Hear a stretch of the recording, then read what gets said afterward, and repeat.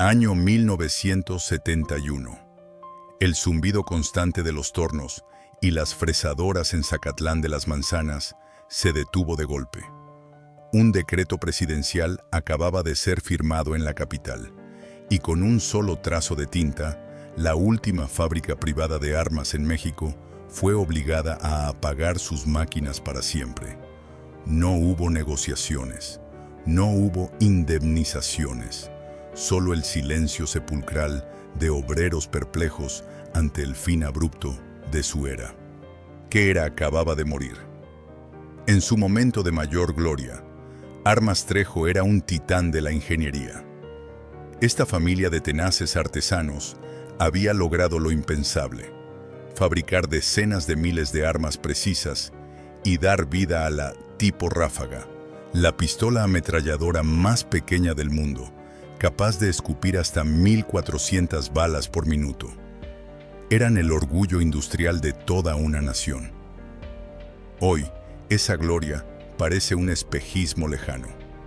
De exportar obras maestras de la letalidad, los Trejo fueron empujados al abismo.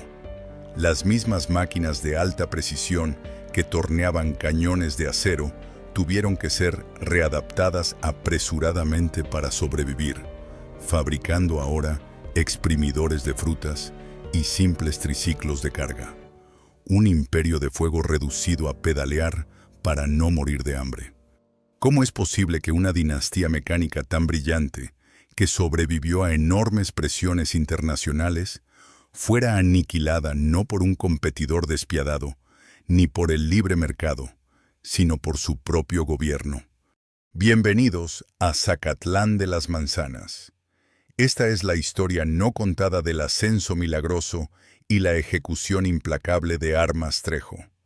En lo alto de la Sierra Norte del estado de Puebla, envuelto casi perpetuamente por una densa y gélida neblina, se encuentra el pintoresco municipio de Zacatlán de las Manzanas. Durante las décadas de 1920 y 1930, este remoto poblado mexicano era conocido en todo el país por dos características que, a primera vista, parecían no tener relación alguna: sus vastos, fértiles y dulces campos de manzanos, y una inusual, casi obsesiva, vocación por la precisión mecánica, evidenciada en su histórica fábrica de relojes monumentales. Era un lugar donde el tiempo parecía transcurrir a su propio ritmo, aislado por la geografía montañosa de las agitaciones urbanas y políticas que sacudían a un México que apenas comenzaba a recuperarse de las profundas cicatrices de la Revolución.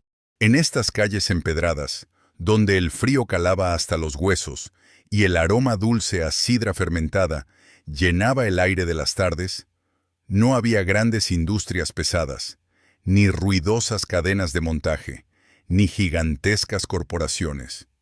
La vida de sus habitantes dependía fundamentalmente de la tierra, de la agricultura y de un ingenio manual que nacía de la pura necesidad de supervivencia.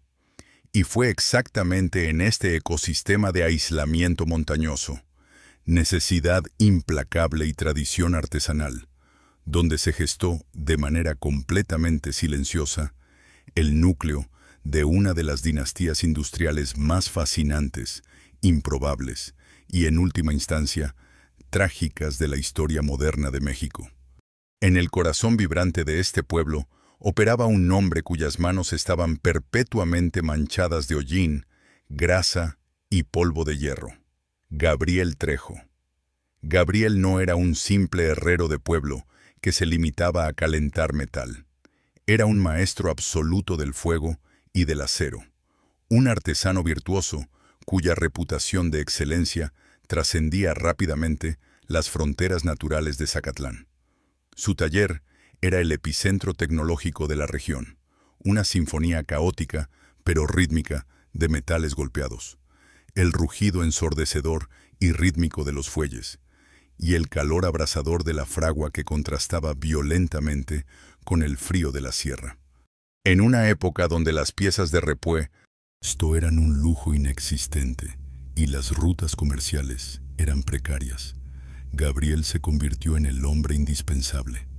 Reparaba con precisión milimétrica desde viejas cerraduras y pesados arados de tracción animal, hasta las complejas y delicadas maquinarias de los primeros, ruidosos y escasos automóviles que se atrevían a desafiar los sinuosos y peligrosos caminos de tierra de la montaña. Para Gabriel, el metal no era un material inerte o muerto. Era una entidad viva que requería ser escuchada, entendida, respetada y finalmente dominada. Sabía por instinto puro, sin necesidad de termómetros, a qué temperatura exacta el hierro se volvía sumiso y cómo el templado adecuado en aceite o agua podía dotar al acero de una resistencia inquebrantable. No tenía títulos universitarios ni manuales de ingeniería avanzada importados de Europa. Su profundo conocimiento provenía de una intuición geométrica innata, del método exhaustivo del ensayo y error, y de una ética de trabajo implacable que exigía la perfección absoluta en cada golpe de su pesado martillo sobre el yunque. Bajo la sombra protectora de este titán de la herrería, creció su hijo, Abraham Trejo. Desde que tuvo la fuerza suficiente para sostener una herramienta, Abraham fue sumergido de lleno en este mundo de fuego, chispas y sudor. El taller no era simplemente la fuente de ingresos de su familia, era su hogar, su escuela formativa y su universo entero. Pasaba incontables horas observando, fascinado y en silencio, cómo su padre lograba transformar bloques de chatarra oxidada y descartada en ejes de carretas perfectamente calibrados. Durante esos años de juventud, Abraham absorbió, como una esponja sedienta, no solo la técnica refinada, sino la filosofía fundamental de la familia Trejo, la convicción inquebrantable de que cualquier problema humano o material podía resolverse si se aplicaba la cantidad correcta de ingenio humano, presión y fuerza bruta sobre el metal. Con el paso de los años, el joven Abraham dejó de ser un simple espectador para convertirse en un aprendiz prodigioso, superando rápidamente las expectativas de su entorno. Sus manos, aunque más jóvenes y menos curtidas que las de su padre, desarrollaron la misma sensibilidad quirúrgica. Sin embargo, a diferencia de Gabriel, cuya mente brillante estaba firmemente anclada en la noble practicidad de resolver las necesidades agrícolas inmediatas de la comunidad local, Abraham poseía una imaginación inquieta, audaz y casi febril. A medida que la década de 1930 llegaba a su inevitable fin, una profunda y silenciosa frustración comenzó a apoderarse del espíritu de Abraham. La herrería tradicional comenzó a parecerle una prisión intelectual, un lienzo demasiado pequeño y restrictivo para sus inmensas ambiciones. Las herramientas agrícolas, por muy esenciales que fueran para alimentar al pueblo, eran mecánicamente rudimentarias y predecibles. Un arado de campo no requería de un cálculo micrométrico complejo. Una robusta rueda de carreta no demandaba tolerancias de milésimas de pulgada para funcionar. Abraham sentía, con una certeza dolorosa, que su extraordinario talento y el legado de su padre se estaban desperdiciando irremediablemente en la fabricación de objetos estáticos, torpes y sin alma.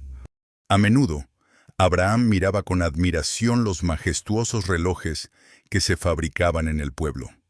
Engranajes minúsculos, trabajando en una sincronía perfecta. Resortes diminutos, almacenando y liberando energía cinética de manera controlada y constante. Ese era el nivel de sofisticación suprema que su mente analítica exigía. Pero Abraham Trejo no quería hacer simples relojes para medir el tiempo. Él anhelaba crear algo que albergara un poder absoluto. Quería diseñar y construir una máquina dinámica, un artefacto capaz de canalizar energías violentas y explosivas en fracciones microscópicas de segundo, controlándolas con una precisión letal y sin margen de error. Quería construir un mecanismo donde la más mínima desviación técnica, el error de un solo milímetro en el torno, significara un fracaso catastrófico. Quería crear un objeto que no solo sirviera, sino que exigiera respeto, que evocara un peligro palpable en quien lo sostuviera. La simple idea de resignarse a seguir forjando herraduras y ejes de carretas hasta el final de sus días lo asfixiaba lentamente. Él no quería domar la tierra, quería crear una máquina de acero que respirara fuego. El destino, moldeado por el caos del mundo exterior, pronto le daría a este joven visionario la oportunidad perfecta y aterradora para canalizar toda esa ambición contenida. Los vientos de inseguridad y violencia que comenzaban a soplar fuertemente a través de las montañas mexicanas obligarían a la familia Trejo a tomar una decisión trascendental, cruzando una línea de la que no habría retorno. De las pacíficas herramientas de arado y la reparación de automóviles, el padre y el hijo estaban a punto de dar un salto al vacío hacia el intrincado y letal arte del diseño de la muerte. La década de 1940 trajo consigo un aire de densa incertidumbre a las zonas montañosas y rurales de México.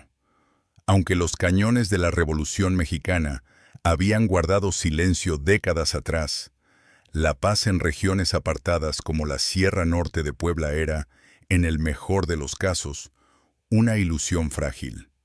La ausencia de una fuerza policial efectiva, sumada a las disputas territoriales y el bandolerismo esporádico, convertían a la autodefensa no en un derecho abstracto, sino en una necesidad visceral y cotidiana.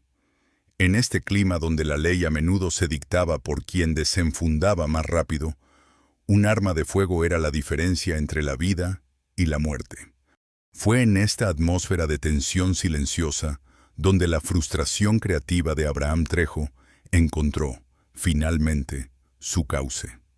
Durante el día, el joven seguía siendo el hijo obediente y el aprendiz prodigioso que reparaba ejes y forjaba herraduras a la vista de todo el pueblo.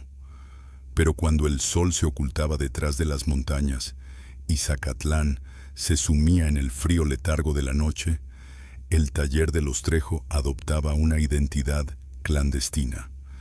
Iluminado apenas por la luz parpadeante de las lámparas de aceite, Abraham comenzó a estudiar obsesivamente el arte letal de la armería. Comenzó desarmando viejos revólveres y pistolas importadas que algunos lugareños traían para reparaciones menores. Con la mirada clínica de un ingeniero nato, Abraham diseccionaba estas máquinas de muerte. Estudiaba la tensión exacta de los resortes, el ángulo de los percutores, la compleja geometría de los mecanismos de expulsión y la química implacable de la pólvora. Pero entender un arma era una cosa. Construir una desde cero en un taller rural equipado solo con herramientas manuales y tornos básicos era un desafío que rozaba la locura. Fabricar un arma de fuego es, en su esencia, una danza mortal con la física y la presión extrema.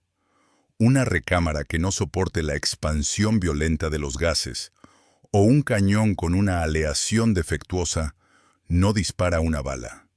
Se convierte en una granada de fragmentación en la mano del tirador. Abraham lo sabía. Cada pieza que limaba en la oscuridad de la madrugada llevaba consigo el riesgo inminente de la mutilación o la muerte. Sus primeros intentos fueron rudimentarios, ensamblajes precarios de acero templado a ciegas, impulsados por una voluntad de hierro, pero limitados por la falta de maquinaria especializada. El secreto, inevitablemente, no podía durar para siempre en un espacio tan íntimo. Una madrugada, atraído por el sonido inusual de una lima raspando metal fino, Gabriel Trejo, el patriarca, entró al taller. Sobre el banco de trabajo, iluminado por una luz mortecina, descansaban los planos trazados a mano y las piezas a medio terminar de una pistola semiautomática. El silencio que siguió al descubrimiento fue tan denso que parecía poder cortarse con el mismo acero que forjaban. Abraham se preparó para la furia de su padre, para el castigo por desviar los escasos recursos del taller hacia un proyecto ilegal y peligroso. Pero Gabriel no era un hombre común.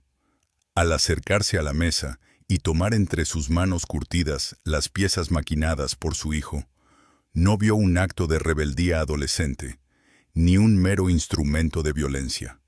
Vio, con asombrosa claridad, el genio mecánico de Abraham.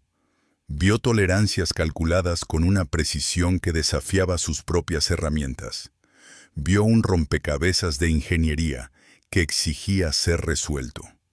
En lugar de reprenderlo, Gabriel dejó la pieza sobre la mesa, lo miró a los ojos y, en un acto que cambiaría el destino de su linaje para siempre, decidió unirse a él. A partir de esa noche, el proyecto dejó de ser un secreto solitario para convertirse en una obsesión compartida. La fusión de la inmensa experiencia empírica de Gabriel en el manejo de los metales y la visión analítica de Abraham creó una sinergia imparable. Sin embargo, pronto se enfrentaron a un obstáculo tecnológico que parecía insuperable: el estriado del cañón. Para que una bala viaje con precisión y estabilidad a través del aire, el interior del cañón debe tener ranuras helicoidales talladas con una perfección microscópica. En las grandes fábricas de Europa y Estados Unidos, esto se lograba con maquinarias gigantescas y costosísimas. Los Trejo no tenían dinero ni acceso a esa tecnología. Fue aquí donde el verdadero milagro de Zacatlán ocurrió. En lugar de rendirse ante la limitación, padre e hijo decidieron que, si no podían comprar la máquina, la inventarían.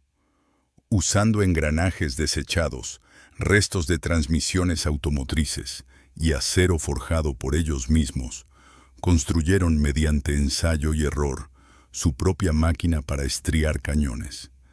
Este fue el verdadero momento fundacional del Imperio Trejo, la invención de la máquina que crearía a las máquinas. Fue un triunfo absoluto de la voluntad humana sobre las carencias materiales. Meses después de aquel descubrimiento nocturno, el primer prototipo funcional estuvo listo. Era una pieza de acero oscuro, pesada, pero con un equilibrio que delataba su origen artesanal. En el silencio del bosque a las afueras del pueblo, padre e hijo probaron el arma por primera vez. Abraham cargó la recámara, apuntó hacia un tronco grueso, respiró hondo y apretó el gatillo. El estruendo ensordecedor rompió la calma de la sierra, seguido por el tintineo metálico del casquillo vacío cayendo sobre la tierra húmeda. El arma no explotó. El mecanismo había ciclado a la perfección. La bala había impactado exactamente donde la mira indicaba. Habían cruzado el Rubicón. En ese instante fugaz, marcado por el olor acre a cordita quemada, los Trejo dejaron de ser pacíficos herreros de pueblo. Habían dominado el fuego, la presión y la muerte a pequeña escala. Sin saberlo, con ese único disparo exitoso en medio de la nada, habían encendido la chispa de una revolución industrial que pronto sacudiría a todo México y llegaría a resonar en los mercados internacionales. El taller secreto había dado a luz a su primera criatura, y el mundo estaba a punto de conocer el nombre de Armas Trejo. El final de la década de 1940 trajo consigo un cambio sísmico en la economía, la política y la sociedad mexicanas. El mundo apenas comenzaba a sacudirse las cenizas humeantes de la Segunda Guerra Mundial, y las cadenas de suministro internacionales estaban profundamente fracturadas. En respuesta a este nuevo orden global, el gobierno mexicano implementó una política económica agresiva y de corte nacionalista conocida como el modelo de sustitución de importaciones. La premisa era simple pero radical: cerrar las fronteras a los productos manufacturados extranjeros mediante aranceles prohibitivos para obligar y a la vez proteger el desarrollo de una industria nacional fuerte, moderna y autosuficiente. Este periodo de crecimiento industrial acelerado y prosperidad sin precedentes pasaría a la historia de la nación como el milagro mexicano. Para Gabriel y Abraham Trejo, este contexto macroeconómico no era un abstracto debate político en los pasillos de la capital. Era la oportunidad de oro que habían estado esperando toda su vida, entregada en bandeja de plata. La drástica escasez de armas de fuego importadas, que antes dominaban el mercado con marcas estadounidenses como Colt o Smith y Wesson, había creado un vacío inmenso en el mercado nacional. La demanda de armamento para protección personal, tiro deportivo, vigilancia rural y equipos para las incipientes fuerzas de seguridad locales estaba en su punto más álgido. Las zonas rurales aún eran territorios donde la autodefensa era la única defensa, y los Trejos sabían que tenían el producto perfecto en el momento exacto de la historia. En 1948, tomaron la decisión que los catapultaría definitivamente de ser simples artesanos locales a verdaderos pioneros industriales. Salieron de las sombras y el secretismo de su taller clandestino. Navegaron por la incipiente burocracia del país y registraron legalmente su empresa ante el gobierno federal. Así nació, de manera oficial, Armas Trejo Sociedad Anónima. Este acto de legalización fue mucho más que un mero trámite administrativo. Fue una declaración de intenciones arrogante y brillante.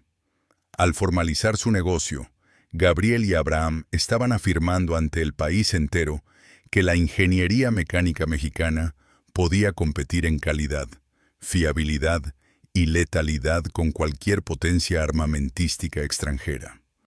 Para sellar este compromiso y honrar profundamente sus raíces geográficas, diseñaron un logotipo que pronto se volvería legendario entre los conocedores, militares y coleccionistas de armas. Una simple, pero inconfundible, manzana grabada a presión sobre el acero templado. Era un tributo directo, casi poético, a Zacatlán de las Manzanas. Ver ese emblema estampado en la corredera de una pistola semiautomática generaba un choque visual fascinante y paradójico. La fruta dulce que simbolizaba la vida agrícola y pacífica de su pueblo montañoso, ahora marcaba la superficie fría de instrumentos diseñados explícitamente para la violencia y la muerte. Durante estos primeros años de formalidad institucional, la empresa experimentó una metamorfosis física radical.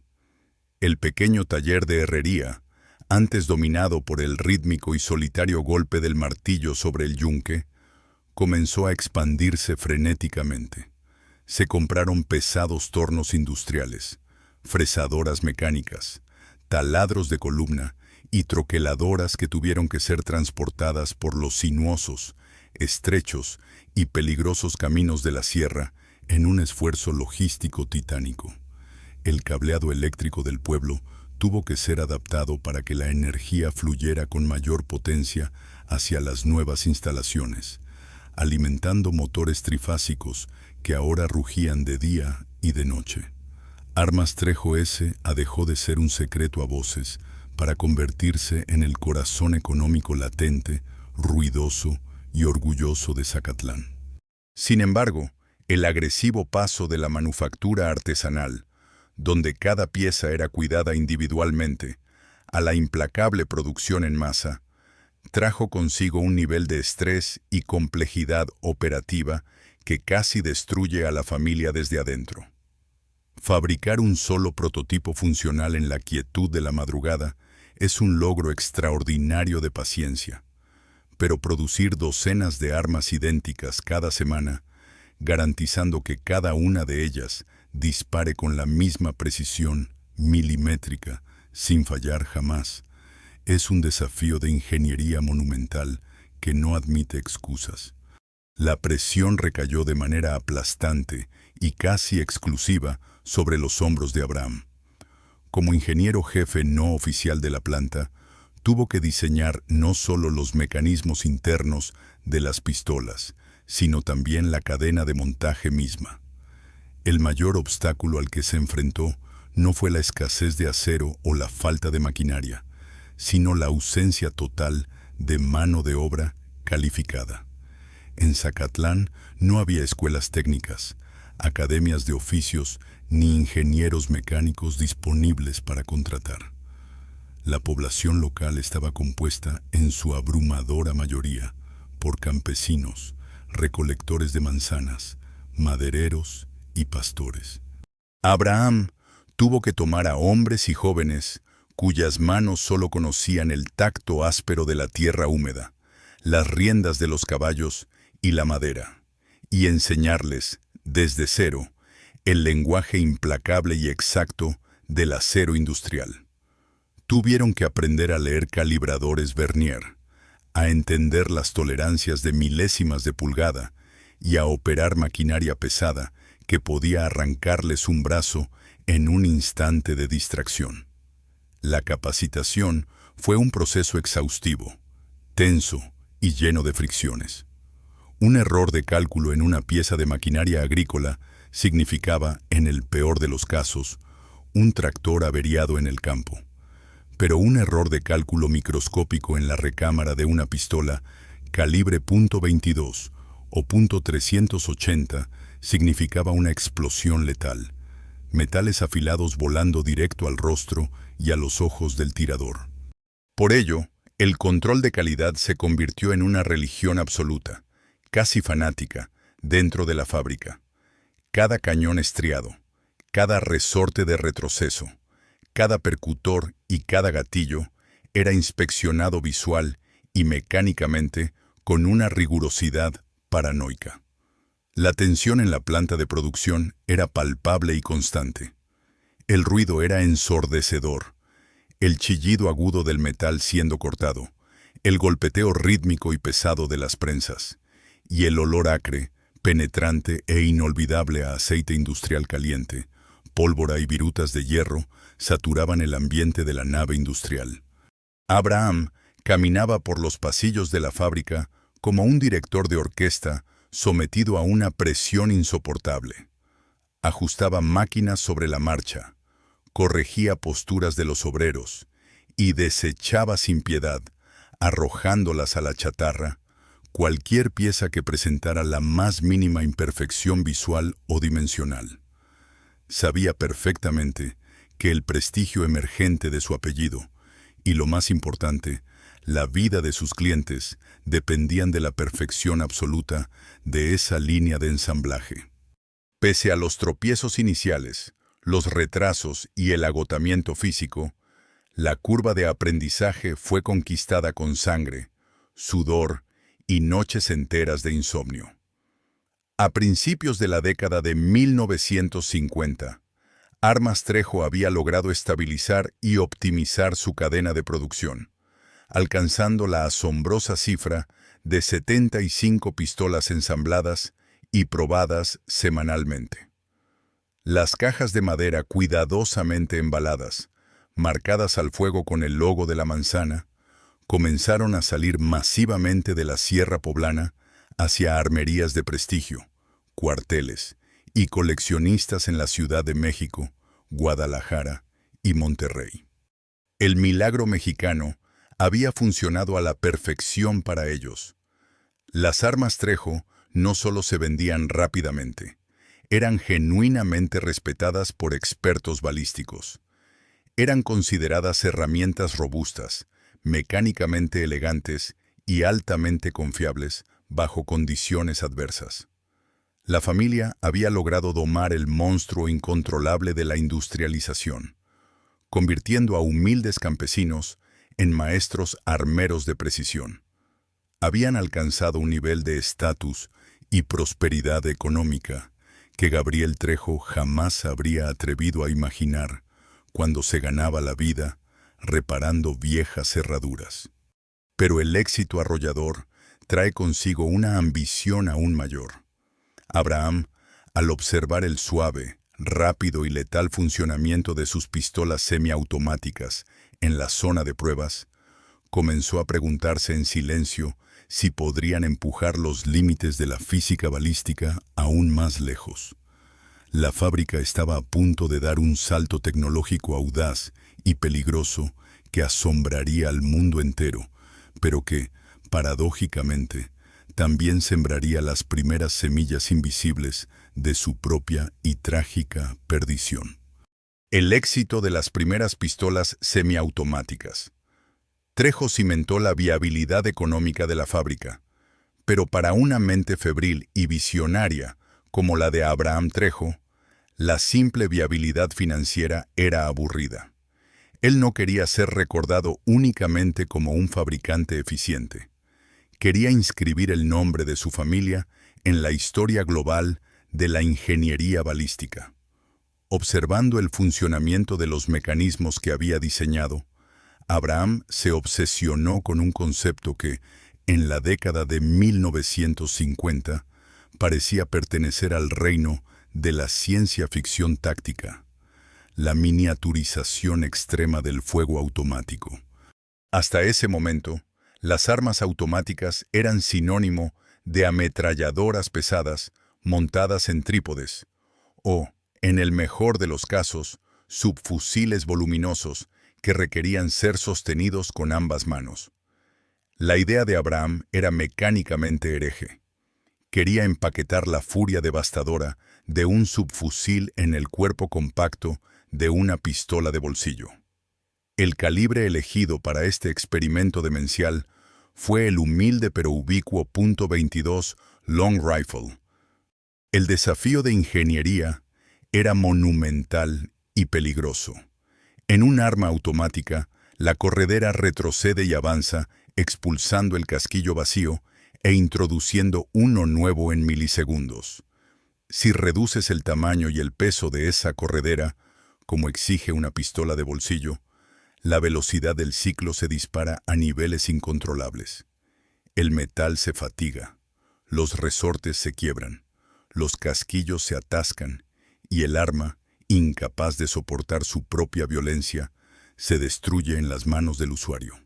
Durante meses, el taller de pruebas en Zacatlán fue un escenario de frustración, resortes rotos y mecanismos reventados.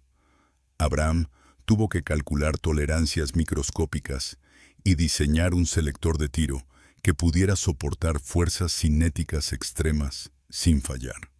Finalmente, a mediados de la década de 1950, de las entrañas de la Sierra Poblana, emergió una obra maestra del diseño mecánico, la Trejo Modelo 1.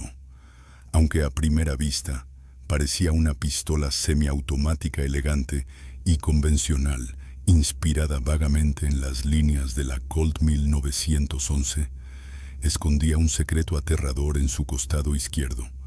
Un pequeño interruptor con 3 letras grabadas: S para seguro, T para tiro a tiro y una inquietante R para ráfaga. Al cambiar el selector a la R y apretar el gatillo, la humilde pistola se transformaba en un monstruo incontrolable. La Trejo Modelo 1 desató una cadencia de fuego cíclica que desafiaba la cordura, entre 1200 y 1400 disparos por minuto. Era, y sigue siendo, la pistola ametralladora de producción en serie más pequeña del mundo. Para ponerlo en perspectiva, vaciaba su cargador de 8 balas en una fracción de segundo, emitiendo un sonido que no se asemejaba a disparos individuales, sino al zumbido furioso de un enjambre de avispas gigantes, o al desgarro violento de una gruesa lona de lino. El impacto en el mercado mexicano fue sísmico e inmediato. Oficiales militares, fuerzas policiales, ganaderos acaudalados y entusiastas de las armas quedaron hipnotizados por este prodigio de la ingeniería nacional. La tipo ráfaga, como fue bautizada popularmente, se convirtió en un símbolo de estatus y en el orgullo supremo de Zacatlán de las Manzanas. Las ventas se dispararon a decenas de miles de unidades. La fábrica operaba a su máxima capacidad. Los turnos se multiplicaron y la familia Trejo tocó el cielo con las manos. Eran los reyes indiscutibles de la armería en México.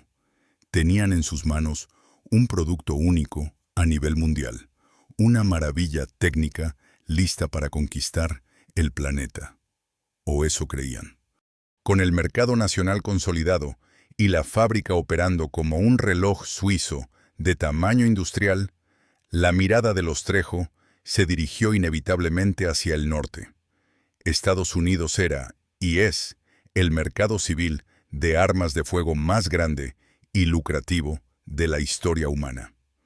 Introducir la tipo ráfaga en las armerías de Texas, Arizona o Florida parecía el paso lógico para transformar a Armas Trejo de un éxito local a un titán corporativo internacional. La demanda potencial para una pistola automática de bolsillo, perfecta para el tiro recreativo y como artículo de colección, era incalculable.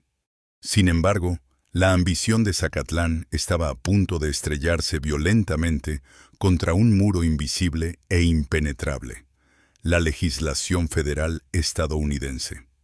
Décadas atrás, en 1934, en respuesta a la sangrienta era de los gánsteres como Al Capone y John Dillinger, el Congreso de los Estados Unidos había promulgado el Acta Nacional de Armas de Fuego, NFA, por sus siglas en inglés. Esta ley no prohibía explícitamente las armas automáticas, pero las sometía a un escrutinio burocrático asfixiante y a un impuesto de transferencia draconiano de $200 por arma. En los años 50 y 60, $200 era una suma exorbitante. Este detalle legal, redactado en Washington, D.C., antes de que Armas Trejo existiera, fue una sentencia de muerte comercial para la exportación de la Modelo 1. Nadie en Estados Unidos iba a pagar el precio base de una económica pistola mexicana calibre .22, sumarle un impuesto federal de $200, someterse a meses de investigación del FBI y registrar sus huellas dactilares, solo para tener una pistola recreativa. De la noche a la mañana, el sueño de exportar su producto estrella, el arma que los hacía únicos en el mundo, fue aniquilado por completo. La frontera estadounidense se cerró de golpe para la tipo ráfaga. Obligados a adaptarse rápidamente a este amargo revés, los Trejo rediseñaron su línea de producción. Crearon versiones estrictamente semiautomáticas para exportación y consumo civil, como la Modelo 2, la Modelo 3 en calibre .380 CP y la Modelo 4 para uso militar. Estas armas, aunque construidas con la misma calidad impecable, el mismo acero robusto y el emblemático sello de la manzana, eran simplemente buenas pistolas en un mercado saturado de buenas pistolas. La magia inigualable de la ráfaga quedó confinada, por la fuerza de la ley internacional, a las fronteras de México. En ese momento de máxima producción, pocos en la fábrica comprendieron la magnitud estratégica de este fracaso internacional. Los tornos seguían girando y el dinero seguía fluyendo gracias al insaciable apetito del mercado interno mexicano. Pero en las sombras de su mayor gloria, Armas Trejo acababa de contraer una debilidad fatal. Al quedar bloqueados del mercado global, la supervivencia y el destino de toda la dinastía, de cientos de empleos y de décadas de esfuerzo, quedaron encadenados y dependiendo al 100% de un solo factor: la estabilidad política y la buena voluntad del gobierno mexicano.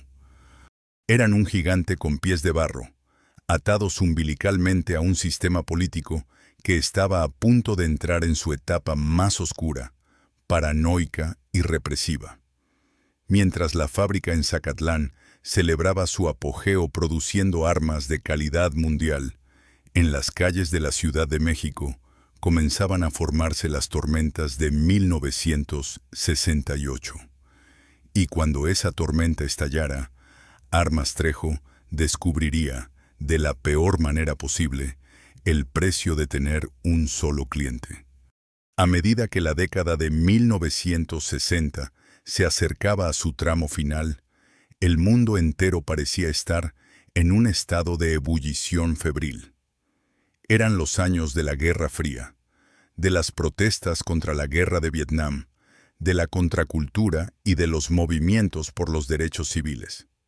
México, a pesar de su prolongada estabilidad aparente, bajo un régimen de partido hegemónico, no era en absoluto inmune a este contagio ideológico global. La fachada del milagro mexicano comenzaba a agrietarse, revelando profundas desigualdades sociales, un autoritarismo asfixiante y una creciente intolerancia hacia cualquier forma de disidencia política. En 1968, México se preparaba febrilmente para ser el anfitrión de los Juegos Olímpicos. Para el gobierno del presidente Gustavo Díaz Ordaz, este evento internacional representaba la oportunidad suprema para mostrar al mundo un país moderno, pacífico, industrializado y en perfecto orden. Sin embargo, en las calles y universidades de la capital, miles de estudiantes, profesores, obreros y ciudadanos comunes comenzaron a marchar exigiendo mayores libertades democráticas, el fin de la represión policial y la liberación de presos políticos. El choque entre la visión monolítica del Estado y las aspiraciones democráticas de una nueva generación era inminente, brutal e inevitable. Este punto de ebullición alcanzó su clímax trágico la tarde del 2 de octubre de 1968 en la Plaza de las Tres Culturas, en Tlatelolco. En un acto de represión desproporcionada y calculada, fuerzas militares y paramilitares abrieron fuego indiscriminadamente contra una multitud pacífica de manifestantes. El saldo de muertos, heridos y desaparecidos sumió al país en un trauma profundo y un silencio sepulcral. El Estado había aplastado la disidencia, pero en el proceso había sido devorado por su propia paranoia. Tras la masacre de Tlatelolco, la doctrina de seguridad nacional del gobierno mexicano sufrió una mutación radical. El fantasma de una revolución armada, de guerrillas urbanas inspiradas en los movimientos socialistas latinoamericanos, comenzó a obsesionar a los altos mandos militares y políticos. De la noche a la mañana, el ciudadano común dejó de ser visto como un civil pacífico para convertirse en un insurgente potencial. Y en la mente de un gobierno paranoico y temeroso de su propio pueblo, un civil armado ya no era un patriota ejerciendo su derecho a la autodefensa. Era una amenaza existencial inmediata para la seguridad del Estado. Fue en este clima de terror burocrático y sospecha generalizada donde la política oficial sobre las armas de fuego dio un giro de 180 grados. El gobierno, que décadas atrás había fomentado orgullosamente la creación de una industria armera nacional para sustituir importaciones, ahora miraba con absoluto pánico las decenas de miles de pistolas y rifles que circulaban libremente por el país. Y de repente, la mirada severa e implacable de la Secretaría de la Defensa Nacional, Sedena, se posó directamente sobre la Sierra Norte de Puebla, fijando su atención en las instalaciones ruidosas y eficientes de Armas Trejo. A más de 200 kilómetros de distancia de la mancha de sangre de Tlatelolco, el aire frío y dulce de Zacatlán de las Manzanas parecía incapaz de filtrar el veneno político que emanaba de la capital. Físicamente, la fábrica de armas Trejo seguía operando en su apogeo. Las máquinas rugían, el olor a aceite quemado llenaba los galpones, y los obreros seguían produciendo cientos de pistolas semiautomáticas a la semana con una precisión envidiable. Pero la atmósfera dentro de las oficinas de los Trejo había cambiado drásticamente. El orgullo había sido reemplazado por una ansiedad silenciosa y asfixiante. Los primeros síntomas de la crisis no llegaron en forma de clausuras abruptas, sino como una lenta y calculada asfixia burocrática. Los permisos de transporte, esenciales para enviar los lotes de pistolas desde las montañas hasta las armerías de la Ciudad de México y Monterrey, comenzaron a extraviarse en los escritorios de los ministerios. Trámites que antes tomaban un par de días, ahora languidecían durante semanas sin explicación alguna. Las líneas telefónicas con los distribuidores se llenaron de evasivas y silencios incómodos. Poco después, el golpe afectó directamente a la clientela civil. Las autoridades militares comenzaron a negar sistemáticamente los permisos de compra a ciudadanos particulares. No había una ley nueva escrita aún, pero la directiva no oficial era clara: desarmar a la población civil a través del agotamiento administrativo. Los grandes distribuidores de armas Trejo, incapaces de vender el producto final, se vieron obligados a cancelar pedidos masivos. Por primera vez en más de 20 años, el almacén de producto terminado en Zacatlán comenzó a llenarse peligrosamente. Cajas y cajas de madera marcadas con el orgulloso sello de la manzana se apilaban hasta el techo, conteniendo armas impecables que de repente no tenían a dónde ir. Abraham Trejo, el genio mecánico que había resuelto los problemas de ingeniería más complejos con cálculo y acero, se encontraba ahora frente a un enemigo intangible contra el cual sus tornos y fresadoras eran completamente inútiles: el peso aplastante del Estado. El ambiente en la línea de montaje se volvió lúgubre. Los obreros, muchos de los cuales habían dedicado su vida entera a perfeccionar el arte de la armería bajo la tutela de los Trejo, intercambiaban miradas de preocupación mientras pulían cañones que quizás nunca serían disparados. Las inspecciones militares en la fábrica se volvieron más frecuentes, frías e intimidantes. Oficiales uniformados caminaban por los pasillos anotando números de serie y escrutando los libros de contabilidad, ya no como aliados que admiraban la industria nacional, sino como vigilantes buscando cualquier pretexto para intervenir. Gabriel y Abraham intentaron maniobrar en este laberinto político. Buscaron audiencias, intentaron negociar contratos exclusivos con corporaciones policiales. Trataron de demostrar que sus armas estaban destinadas a ciudadanos honestos y a la defensa legítima. Pero estaban razonando con una maquinaria gubernamental que ya no operaba bajo la lógica de la economía o el mercado, sino bajo la fría aritmética del control social absoluto. A finales de 1970, la situación era insostenible. Armas Trejo operaba a una fracción de su capacidad, sangrando capital mes a mes para mantener a su plantilla de trabajadores especializados. La familia sabía que una tormenta mayor se acercaba, pero seguían aferrándose a la esperanza irracional de que su prestigio, la calidad indiscutible de su trabajo y su contribución a la economía local los protegería del colapso. No podían estar más equivocados. La verdadera guillotina legal ya estaba siendo redactada en los oscuros pasillos del poder, y cuando cayera, no dejaría prisioneros. El año 1971 marcó el punto de no retorno. La asfixia burocrática y el hostigamiento administrativo que habían comenzado lentamente tras los trágicos eventos de 1968, finalmente se materializaron en una directiva gubernamental absoluta e irrevocable. En los fríos y distantes despachos de la Ciudad de México, el gobierno preparaba el golpe de gracia no solo contra Armas Trejo, sino contra toda la industria armamentística privada que aún operaba en el país. La nueva doctrina del Estado era implacable, cimentada en el miedo a la subversión civil, para garantizar la paz social y erradicar cualquier posibilidad teórica de insurrección armada. El gobierno debía poseer el monopolio absoluto sobre la fabricación, venta y distribución de las armas de fuego.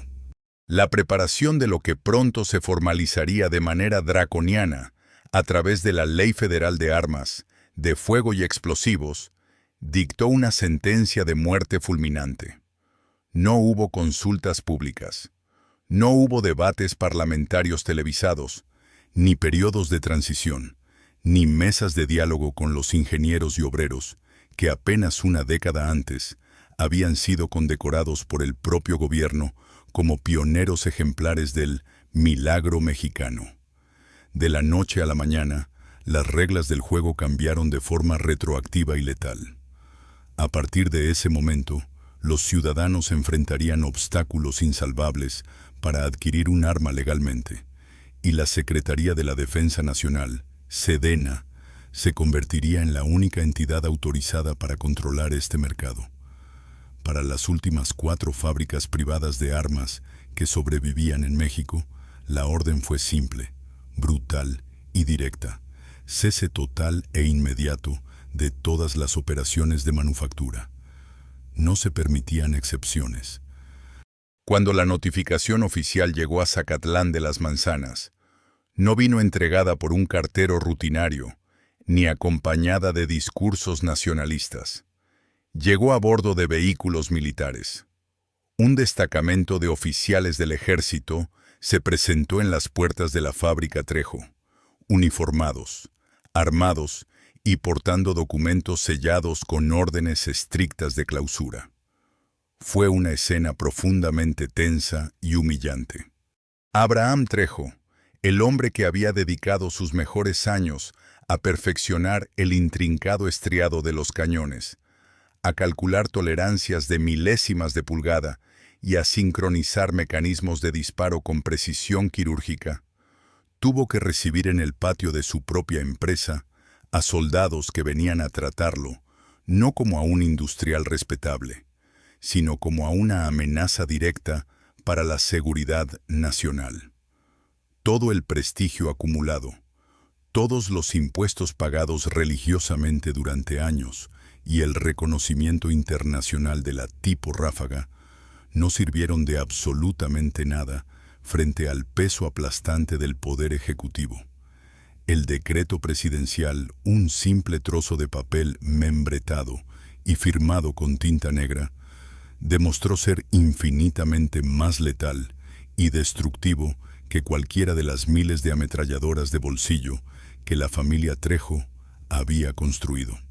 El último día de operaciones en Armas Trejo está grabado en la memoria colectiva de los habitantes más antiguos de Zacatlán con una mezcla de profunda incredulidad y luto. No fue un cierre paulatino ni un proceso de desmantelamiento ordenado. Fue un colapso instantáneo, como si alguien hubiera cortado de tajo el soporte vital de un paciente. En la inmensa planta de producción, la orden militar de detener los trabajos resonó por encima del ruido ensordecedor de los tornos, las fresadoras y las troqueladoras. Uno por uno, con el rostro desencajado, los supervisores de línea caminaron por los pasillos bajando pesadamente los interruptores principales de la red eléctrica. El zumbido constante de los motores trifásicos comenzó a desacelerar, bajando de tono lentamente hasta convertirse en un gemido mecánico agónico y finalmente sumirse en un silencio absoluto y aterrador. Ese silencio era profundamente antinatural. Durante casi 3 décadas, el latido del corazón de la familia Trejo y de cientos de pobladores había sido el sonido constante del acero siendo moldeado, el impacto rítmico de las prensas de varias toneladas y el penetrante olor a aceite industrial caliente mezclado con virutas de metal. Ahora, el aire dentro de la nave industrial se sentía repentinamente muerto, frío y vacío. Los trabajadores, campesinos transformados en maestros armeros bajo la estricta y apasionada tutela de Abraham, se quedaron paralizados junto a sus estaciones de trabajo. Sobre los robustos bancos de madera y las bandejas de acero inoxidable quedaron miles de piezas a medio terminar. Correderas a falta de un último pulido de refinamiento, resortes de recuperación sin ensamblar, gatillos sin montar y cañones oscuros que nunca conocerían el calor, la presión ni la furia explosiva de la pólvora. No hubo tiempo para empacar ordenadamente, ni para procesar el inmenso trauma psicológico. Las autoridades procedieron a realizar un inventario meticuloso, frío y burocrático de cada pieza, cada herramienta especializada y cada plano técnico. Todo lo que pudiera ser utilizado para la fabricación de armas de fuego fue confiscado, inutilizado de inmediato o sellado bajo amenaza de cárcel.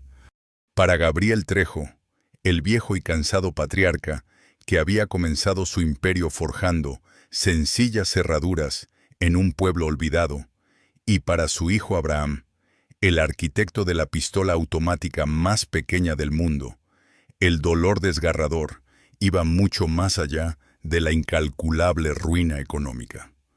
No solo les estaban arrebatando su patrimonio forjado con sudor y su principal fuente de ingresos, el Estado les estaba amputando su propia identidad. Les estaban diciendo a la cara que la obra maestra de su vida, su sublime ejercicio de ingeniería mecánica, que alguna vez fue el orgullo industrial de todo México, era de repente un crimen intolerable. En cuestión de unas pocas horas, el poderoso imperio de fuego y precisión de Zacatlán se derrumbó hasta los cimientos. Cientos de familias locales se quedaron sin su sustento de la noche a la mañana, enfrentándose a un futuro incierto en una región montañosa donde las alternativas laborales eran escasas. No hubo paquetes de indemnización por parte del gobierno, ni mesas de reubicación laboral, ni fondos de rescate para la industria. El Estado simplemente dictó la orden, aplicó los candados en los almacenes, dio la media vuelta y dejó a la inmensa fábrica, junto con sus creadores, abandonados a su suerte bajo la fría neblina de la Sierra Poblana. Armas Trejo, la indiscutible leyenda balística de México, había muerto formalmente. Pero las facturas no dejarían de llegar. Los estómagos de los obreros que quedaban no dejarían de exigir alimento, y el instinto de supervivencia de la familia Trejo estaba a punto de enfrentar una prueba de fuego aún más desesperada y profundamente humillante. El eco del cierre definitivo de la fábrica de armas aún resonaba dolorosamente en los fríos muros de ladrillo de Zacatlán de las Manzanas, cuando la familia Trejo tuvo que enfrentarse a una realidad implacable, la pura y cruda supervivencia. En 1972, el polvo de la clausura militar apenas comenzaba a asentarse. Las cintas de clausura seguían frescas en los almacenes, pero los estómagos de los obreros que habían permanecido leales a la familia y que de repente se encontraban en el desempleo absoluto, no podían alimentarse de la nostalgia de tiempos gloriosos. Ante la amenaza inminente de la bancarrota total y la desintegración de una comunidad entera que dependía económicamente de ellos, Gabriel y Abraham tomaron una decisión desesperada para salvar lo que quedaba de su legado. Renombraron y reestructuraron los restos de su imperio bajo una nueva entidad legal y civil, Trejo Industrial, S.A. La transición, sin embargo, fue un proceso brutalmente humillante, tanto desde el punto de vista psicológico como técnico. Tenían inmensos galpones llenos de tornos de alta revolución, fresadoras importadas y prensas hidráulicas, todo meticulosamente calibrado para la fabricación de armas de fuego con tolerancias de milésimas de pulgada. Era el equivalente industrial de tomar un equipo de ingenieros de Fórmula 1 y obligarlos a reparar carretas de madera. Los maestros armeros, hombres orgullosos que habían desarrollado un tacto casi sobrenatural para ensamblar el complejo mecanismo de disparo de la tipo ráfaga, prácticamente a ciegas, ahora recibían planos de ingeniería que les rompían el corazón. Los micrómetros y los calibradores Vernier fueron guardados en cajones oscuros, reemplazados por simples cintas métricas y escuadras rudimentarias. Para mantener las costosas máquinas encendidas y evitar un despido masivo que habría devastado la economía local, Armas Trejo comenzó a fabricar artículos de uso cotidiano. Comenzaron a troquelar implementos agrícolas básicos, robustos exprimidores comerciales de fruta, pesadas máquinas manuales para aplanar la masa de las tortillas y, de manera más emblemática y dolorosa, triciclos de carga para el transporte urbano. La disonancia cognitiva en el piso de producción era absoluta y palpable en el aire. El mismo obrero especializado que un año antes pulía con esmero casi religioso el estriado helicoidal de un cañón letal, ahora soldaba toscos tubos de acero al carbono para dar forma al chasis de una bicicleta de reparto. El acero de alta resistencia, que alguna vez fue tratado térmicamente con reverencia para soportar explosiones controladas a 1400 disparos por minuto, ahora se estampaba sin gracia geométrica para aplastar maíz húmedo. Para Abraham Trejo, la mente maestra que había logrado la miniaturización del fuego automático, caminar por los pasillos de su propia fábrica se convirtió en un ejercicio diario de tortura emocional y frustración contenida. Veía sus complejas máquinas de precisión subutilizadas, fabricando artículos genéricos que cualquier taller de herrería de barrio en la capital podía ensamblar sin esfuerzo intelectual. Habían descendido abruptamente de la cúspide de la tecnología balística nacional a la manufactura de supervivencia más básica y cruda. Sin embargo, se tragaron el orgullo en silencio. Trabajaron con la misma ética inquebrantable que el viejo Gabriel Trejo les había inculcado décadas atrás. Cada triciclo de carga y cada exprimidor de naranjas que salía de Zacatlán llevaba una calidad de construcción completamente desproporcionada para su función, simplemente porque aquellas manos expertas no sabían trabajar la mediocridad. Pero el libre mercado de bienes de consumo es un ecosistema cruel, indiferente a la historia, y que no recompensa la melancolía ni el exceso de ingeniería si éste no viene acompañado de un precio altamente competitivo. Al entrar al abarrotado sector de los artículos domésticos y el transporte de carga ligera, Trejo Industrial S. se lanzó de cabeza a un océano rojo, infestado de competidores voraces que producían en masa, utilizando materiales mucho más baratos, láminas delgadas de baja calidad y sin la aplastante carga financiera de mantener una infraestructura diseñada para la alta precisión industrial. Los triciclos de carga marca Trejo eran sin lugar a duda los más robustos, duraderos y mejor balanceados de todo México. Sus soldaduras eran estéticamente perfectas y sus ejes centrales, maquinados con la paciencia de antiguos armeros, giraban con una suavidad mecánica envidiable. Estaban construidos para durar 100 años. Pero eran indiscutiblemente caros de producir. En una economía nacional que durante la década de los 70 y 80 comenzaba a sufrir inflaciones galopantes y a abrirse gradualmente a la manufactura de plástico y a las importaciones de baja calidad.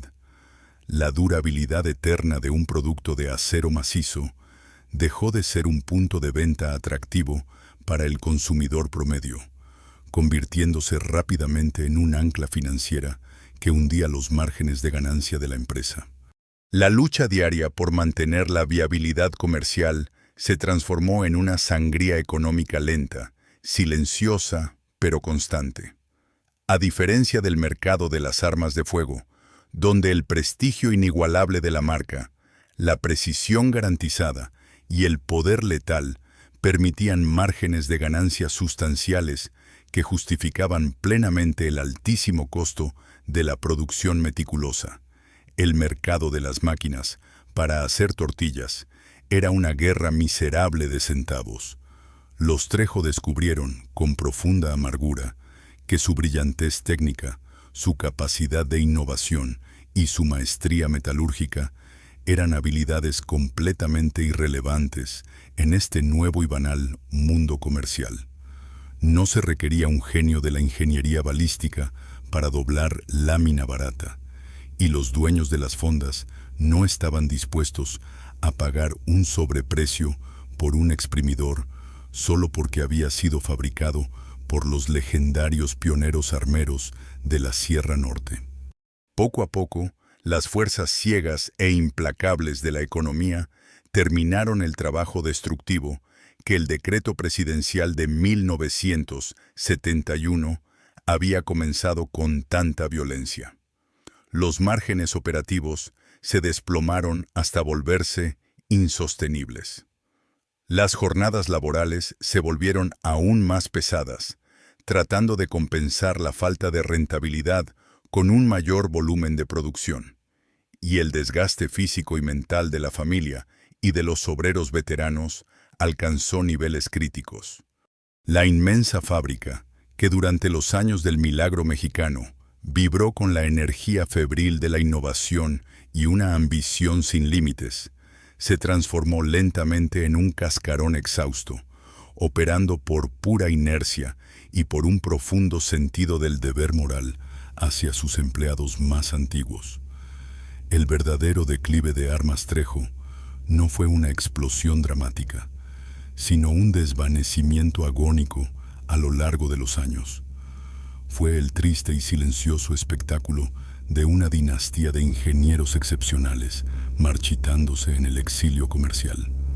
Al forzar a los Trejo a abandonar su verdadera vocación, el Estado no solo había quebrado una empresa próspera, había mutilado irreversiblemente el talento de una comunidad. Y mientras los triciclos Trejo rodaban anónimamente por los mercados, el país entero estaba a punto de descubrir el terrible e irónico precio de haber aniquilado a su industria legal de armas. El año 1971 no solo marcó el final de la historia comercial de la familia Trejo, fue el punto de inflexión definitivo, donde el Estado mexicano alteró radicalmente la trayectoria de su propia seguridad interna y de su desarrollo industrial.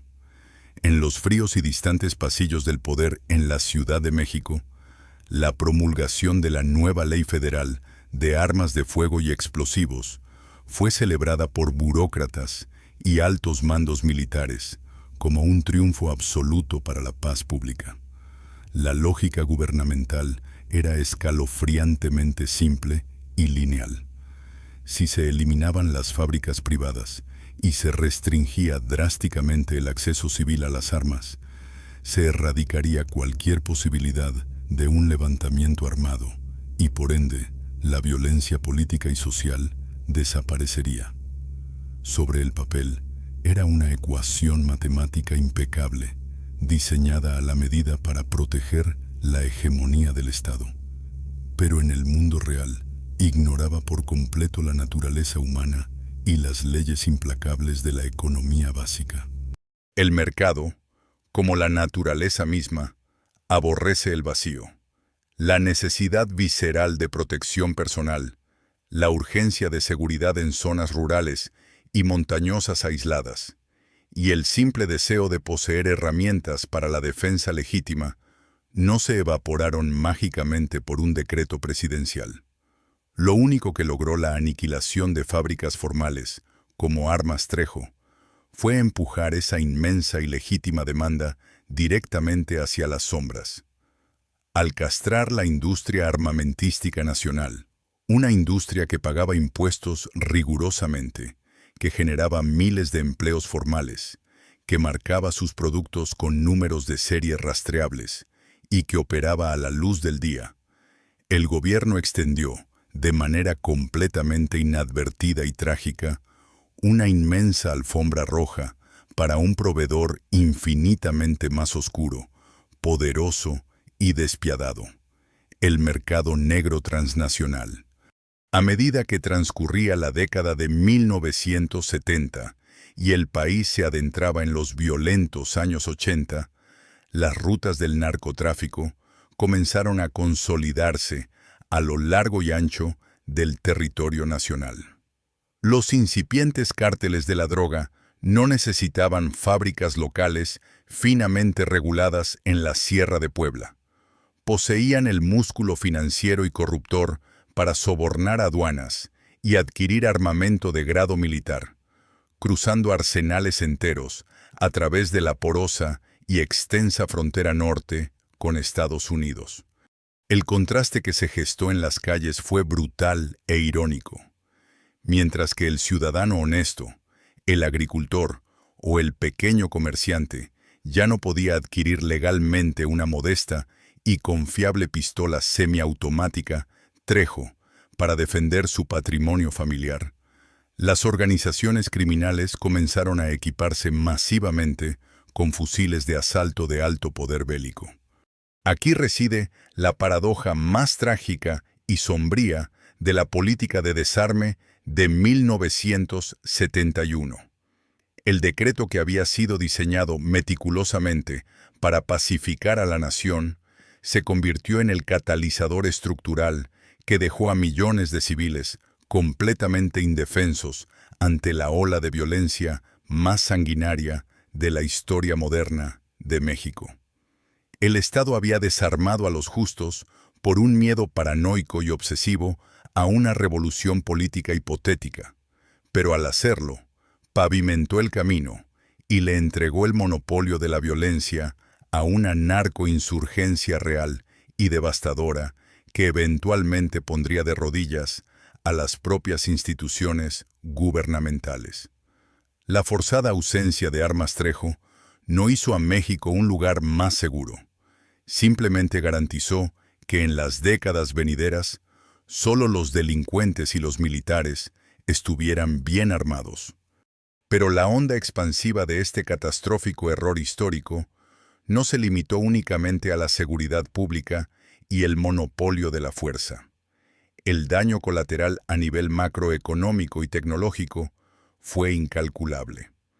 La erradicación forzada de la industria armera privada no representó solo el cierre de empresas comerciales rentables.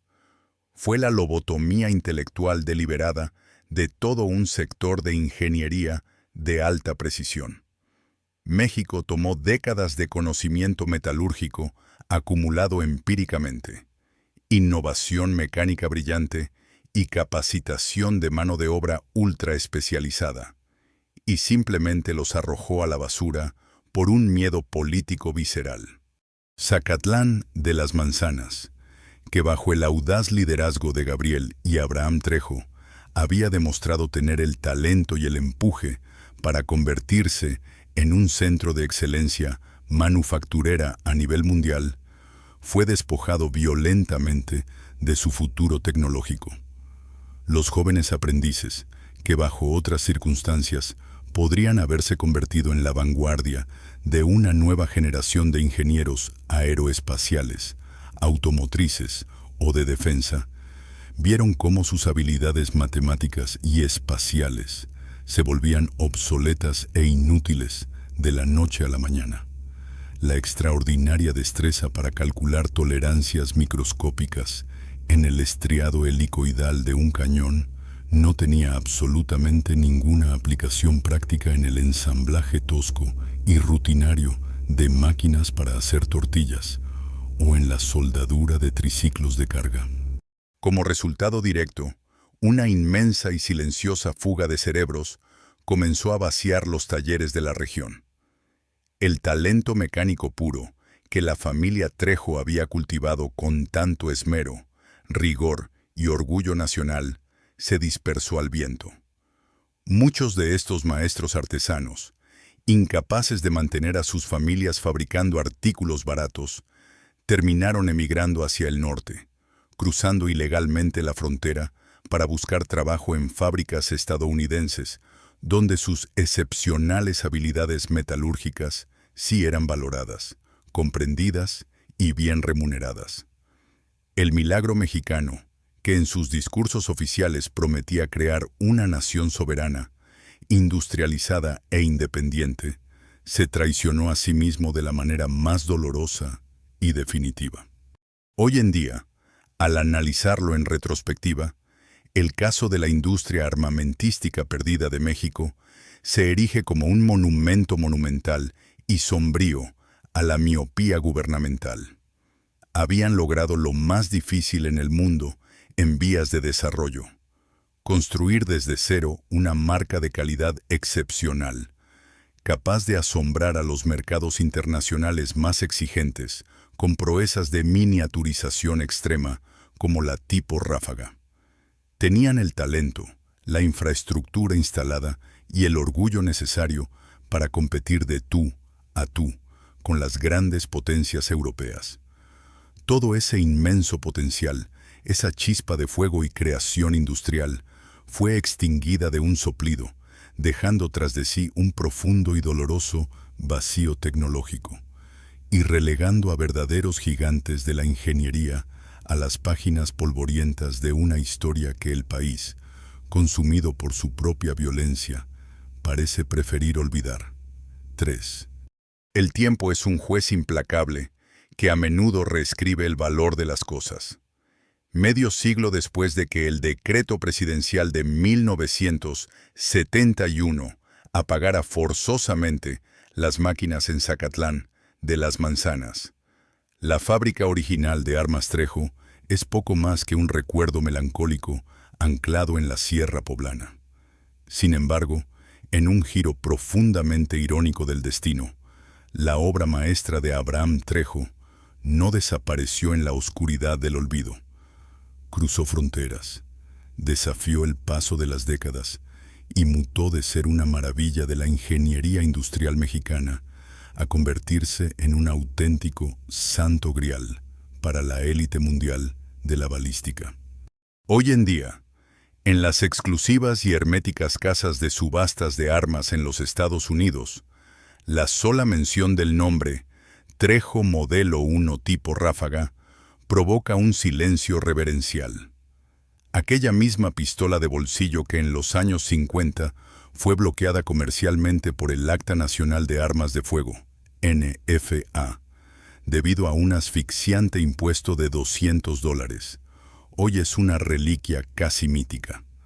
Las poquísimas unidades automáticas que lograron ingresar legalmente al mercado estadounidense antes de las prohibiciones totales son catalogadas como rarezas exóticas de nivel 3, Class 3 Firearms. Un arma que en su época de apogeo costaba el equivalente a un par de semanas de salario de un obrero mexicano, hoy se transfiere entre coleccionistas multimillonarios por sumas que superan con facilidad los 15 o 20 mil dólares. Es una paradoja fascinante y a la vez dolorosa. El gobierno estadounidense, al intentar asfixiar su importación con barreras burocráticas en el pasado, garantizó accidentalmente su estatus de leyenda absoluta en el presente. Los coleccionistas que tienen la inmensa fortuna de poseer una tipo Ráfaga no la ven simplemente como un arma de fuego deportiva, la exhiben como una pieza maestra de relojería letal. Es el artefacto sobreviviente de una era analógica inverosímil, donde un pequeño taller familiar en las montañas de México logró burlar las leyes de la física para alcanzar la demencial cadencia de 1400 disparos por minuto. La pequeña y humilde manzana grabada en la corredera oscura es examinada hoy con lupas, tratada con el mismo respeto y fascinación que la firma de un artista renacentista en un lienzo antiguo. Mientras tanto, en su tierra natal, el legado de la familia Trejo se negaba a extinguirse por completo. A pesar de las décadas de humillación fabricando triciclos de carga, exprimidores y maquinaria agrícola para sobrevivir, la sangre y el orgullo de los maestros armeros seguían corriendo por las venas de las nuevas generaciones. En el año 2010, impulsados por una tenacidad heredada directamente del viejo Gabriel, la tercera generación de los Trejo intentó lo que parecía administrativa y políticamente imposible en México: la resurrección oficial de la marca. Después de años de agotar todos los recursos legales, de navegar por un laberinto burocrático diseñado específicamente para desalentar cualquier iniciativa armamentística privada, y de someterse a escrutinios militares exhaustivos, lograron lo impensable. Obtuvieron nuevamente los permisos de la Secretaría de la Defensa Nacional. Armas Trejo volvió a la vida de manera oficial, relanzando la Modelo 2 en calibre .22 LR, esta vez de forma estrictamente semiautomática. Los tornos, aunque más modernos, volvieron a encenderse en Zacatlán, y por un momento fugaz, pareció que el reloj de la historia había retrocedido para hacerles justicia. Pero la cruda realidad de esta resurrección demostró ser drásticamente distinta a los días de gloria del milagro mexicano. La nueva iteración de la fábrica ya no es aquel titán industrial, ruidoso e independiente que dictaba sus propias reglas y producía miles de armas a la semana para un mercado nacional sediento. Hoy, operan bajo una correa política y militar extremadamente corta. La Sedena vigila cada gramo de acero que entra a la instalación, audita obsesivamente cada número de serie y mantiene el monopolio absoluto de la distribución y venta. Las armas Trejo del siglo XXI no pueden venderse libremente en armerías privadas a lo largo del país. El único punto de venta legal en todo México es la Dirección de Comercialización de Armamento y Municiones, DCAM, ubicada fuertemente custodiada dentro de un campo militar en la capital. Los Trejo han vuelto a hacer lo que aman, sí, pero lo hacen como prisioneros tolerados dentro de su propia industria, observados por un Estado que nunca dejó de mirarlos con profunda desconfianza. Esta es la tragedia final y más silenciosa de la dinastía. Sobrevivieron, pero el precio innegociable de esa supervivencia fue aceptar una versión castrada, controlada y diminuta de su propia y vasta identidad. Gabriel y Abraham Trejo, aquellos hombres visionarios que desafiaron sus orígenes humildes y empujaron los límites de la ingeniería para crear un imperio, nunca habrían imaginado que sus nietos tendrían que pedir permiso a generales del ejército para poder ensamblar y vender una simple pistola deportiva de bajo calibre en su propio país. Hoy, al pararse frente a las vitrinas de cristal blindado en los museos militares o en las bóvedas privadas, donde descansan inmóviles las originales tipo Ráfaga, el contraste entre el pasado y el presente resulta desgarrador. En su frío y absoluto silencio metálico actual, estas máquinas encierran el eco fantasmagórico de un país que pudo haber sido radicalmente diferente. Aquellos 1400 disparos por minuto no eran solo ruido de pólvora, eran el latido acelerado, salvaje y brillante de una nación que se atrevió a industrializarse por sus propios medios, a competir con el primer mundo, a soñar con la grandeza tecnológica absoluta. Cuando el Estado obligó a bajar los interruptores eléctricos en 1971, México no solo perdió su fábrica de armas más emblemática, se amputó a sí mismo la fe en sus propios creadores. Y aunque el histórico nombre de Armas Trejo sigue vivo hoy en día, grabado tímidamente en el acero de las nuevas pistolas que salen a cuentagotas de la neblina de la sierra, la verdadera alma de aquel coloso industrial quedó atrapada para siempre en el tiempo.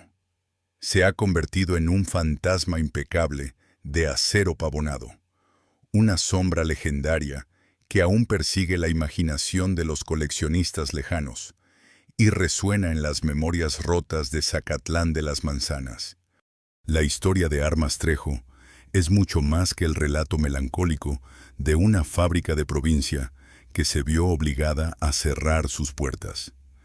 Es el testimonio doloroso de cómo el inmenso potencial industrial y tecnológico de toda una nación puede ser asfixiado, casi de la noche a la mañana, por el miedo institucional y las decisiones políticas precipitadas. Gabriel y Abraham Trejo demostraron empíricamente que la excelencia mecánica no es un derecho exclusivo de las grandes potencias mundiales.